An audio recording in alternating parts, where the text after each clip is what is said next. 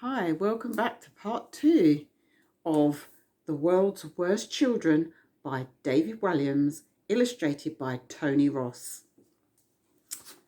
On Friday afternoon, just before 4 o'clock, Valentine made his way to the playground. There he met with the official from the World Records book. She was a stern-looking woman, dressed in a blazer and skirt, holding a clipboard. Things got off to a frosty start. "Hi, babes," said Valentine, bounding up to her. He lifted his dark glasses. "Yes, it's really me, Valentine Glorious." Yes, that really was his surname. "My name is Miss Pankhurst, Mr. Glorious," replied the lady, "and I'm certainly not your babe." The boy was taken aback. In his head, every female on the planet adored him. "I said babes, not babe." "Well, that is not only patronising, also grammatically incorrect. Now, where are all these girls for your world record attempt? You can't do a kiss chase on your own." Valentine looked around the empty playground. "Don't worry, babes. I mean, Miss Pankhurst, all the chicks..." The lady gave the boy a filthy look. Valentine continued to dig himself deeper. "I mean, honeys, dolls, chicks. Why don't you just call them ladies, Mr. Glorious?" "Ladies? I've never thought of that. Yes, all right then, my ladies." Miss Pankhurst shook her head as all the young ladies in the school marched onto the playground, led by Emmeline. A smug smile spread across Valentine's face. This was his dream. Not only were hundreds of girls going to chase him for a kiss, but he would enter the world record books and become a star. Valentine strolled and studied the crowd, and his smile turned to a scowl. "I did say pretty girls only." The girls all tutted their disapproval. What a true, despicable child he was. Miss Pankhurst rolled her eyes and took over. "Right, ladies, if I could have you all standing behind that white line, please. Thank you so much. This is the world record attempt for the largest ever kiss chase. The current record holder is pop star Mr. Brad Bratters, who was chased by 317 of his fans after his concert in Las Vegas.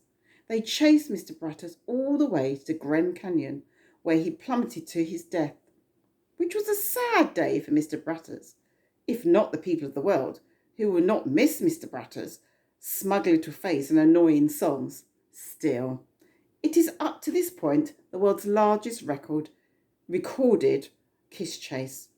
I have counted 342 young ladies here today, comfortably clear of the current record. Mr. Glorious, are you ready?" "I think I have hair out of place," said the Valentine, stroking his fingers across his head. All the girls sighed and rolled their eyes. He rushed to the window and, examining his reflection, patted the one tiny strand of hair that was not slicked back perfectly with all the others. Next, he took the opportunity to smooth down his painstakingly plucked eyebrows. Finally, he winked at himself and smiled before saying, "It's such a shame I can't marry myself." Emmeline mimed throwing up, which greatly amused the other girls. They laughed. "Shh," hissed Emmeline, not wanting Valentine to know they had a secret plan. "Right, I am ready, baby," announced the boy. Miss Pankhurst grimaced. "Ladies, are you ready?" "Yes," they all chimed in together. The girls of Valentine's school had been waiting for this for a long, long time. Behind their backs, they were all clasping masks. Behind their backs, they were all clasping masks they had made. Every single one was of Valentine. He had put so many posters of himself up around the school that it was easy for the girls to cut round his face and poke through 2 eye holes. Emily gave the order, "Masks on, sisters." It was a startling sight. 342 girls all looking exactly like the boy that was supposed to chase. Valentine took in the scene. It was freaky. What the? Spluttered the boy. But before he could say whatever he was going to say next, Emmeline spoke up. You love yourself so much, Valentine, that we thought you would like to be chased by your own stupid face. Now, charge! Her army assisted all started running as if they were going into battle. No! Screamed Valentine, and he started fleeing desperately across the playground. Help! He cried, but none came. Instead, hundreds of feet came pounding towards him. He passed a puddle. Valentine couldn't resist stopping to check his reflection, even though his face was streaming with tears and snot. Valentine still commented on himself. Perfection. Unfortunately for Valentine, this stop to admire himself would prove to be his undoing. Together, the girls of the school had the power of a herd of stampeding wildebeest. Vain Valentine was trampled underfoot. Stop! Ordered Emmeline, but it was too late. The boy had been flattened like a pancake. The crowd parted. The girls took off their masks to look down at what they had done. Oh, no, said Emmeline, full of sorrow. I think we've killed him.